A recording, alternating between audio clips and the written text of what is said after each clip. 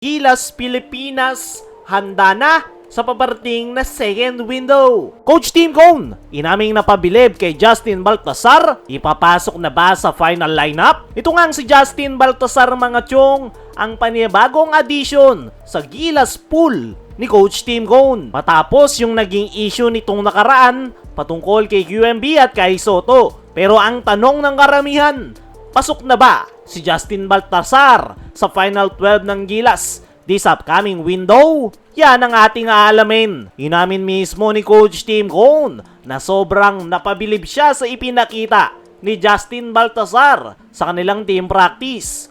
Ayon kay Coach Team, eksakto raw sa hinahanap nila ang skill set ni Balti. Isipin mo to, kaya niyang maglaro sa loob, kaya ring lumabas para mag-stretch ng depensa, may outside touch, may inside presence, marunong mag-post up, at higit sa lahat, kayang makipagsabayan sa kahit sinong big man sa ilalim. Hindi rin siya basta rebounder lang, isang dynamic rebounder si Balti. Nandoon yung kanyang timing sa blocks, may mobility, at nandoon rin yung kanyang kumpiyansa. At ang pinaka nakakabilib, hindi siya nai-intimidate. Sa training camp ka ng Gilas, hindi siya umaatras laban kila Justin Brownlee, Junmar Fajardo at AJ Edu. Para kay Coach Team Cone, malaking bagay yun. Dahil sa international level, bawal ang mahina ang loob. Pero teka lang mga chong, hindi ibig sabihin na napabilib si Coach Team ay automatic nang pasok si Balti. Nilinaw mismo ni Coach Team Cone na may isang bagay pang kailangang habulin si Baltasar, at ito ay yung familiarity sa sistemang ginagamit ng Gilas Pilipinas. Hindi nga lang yung opensa yung pinag-uusapan, kailangan din daw matutunan ni Balti kung paano yung defensive scheme ng Gilas. Alam naman natin, nakilala si Coach Team Cone sa structured system na kanyang ginagamit. Hindi basta-basta yung kanyang rotations at hindi rin basta-basta yung kanilang defensive reads. Kapag hindi mo kabisado yung sistema, kahit gaano ka pa kagaling, pwede kang maiwanan at dun magsisimula yung butas ng ating national team. At hindi lang si Baltasar ang lumalaban ngayon para sa spot ng Gilas. Kasama niyang nakikipag-agawan sila Quentin Melora Brown at Juan Gomez Del Llano na pareho ring gustong makapasok sa Final 12. Ibig sabihin, pantay-pantay lang yung laban.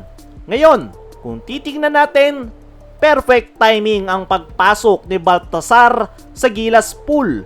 Lalo na't may mga pagkakataon na kinukulang ang Gilas sa frontline depth. Yung versatility nga ni Balti ay bagay na bagay sa modern FIBA basketball. Kailangan mo ng big man na hindi lang nakaabang sa ilalim. Kailangan mo na kayang mag-switch, kayang mag-spacing, at kayang magbasa ng laro. At pasok na pasok nga doon si Balti. At kung mabilis niyang matututunan yung sistema ni Coach Team Cone, napakalaki ng chance na magiging long-term piece siya ng ating national team. Hindi lang para maging reserve player, kundi valuable piece ng Gilas Pilipinas. Sa ngayon, may chance na hindi makakapasok sa Final 12 etong si Balti dahil kakasama niya pa lang sa practice ng Gilas Pilipinas. Ganyan yung nangyari kay Juan Gomez Del Llano noong nakaraang window. Pero sana lang talaga ay makapasok na si Balti dahil kailangan nga ng Gilas yung kanyang height at skill set. Ngayong kakaharapin nila ang New Zealand at Australia. Tingnan natin kung ano yung magiging desisyon dyan ni Coach Team Cone. Samantala, Gilas Pilipinas handa na sa paparating na second window. Nitong nakalipas nga lang na araw na kumpleto ang Gilas Pilipinas players sa kanilang team practice. Nang dahil yan sa inantay pa nila yung mga players from Japan B-League at Korea na i-release ng kanilang mga kupunan. Pero kahit napakaikli lang ng preparation ng Gilas ay hindi yan naging problema dahil wala nga silang adjustment na ginawa. Dahil wala namang mga bagong players na dadagdag maliban kay Justin Baltasar. Kaya naman,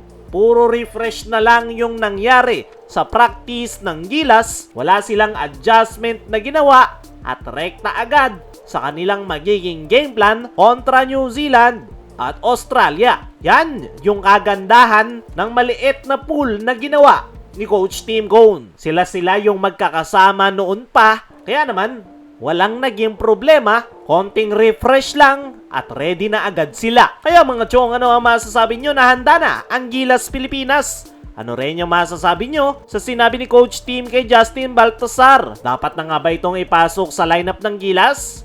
I-comment mo lang dyan sa ibaba.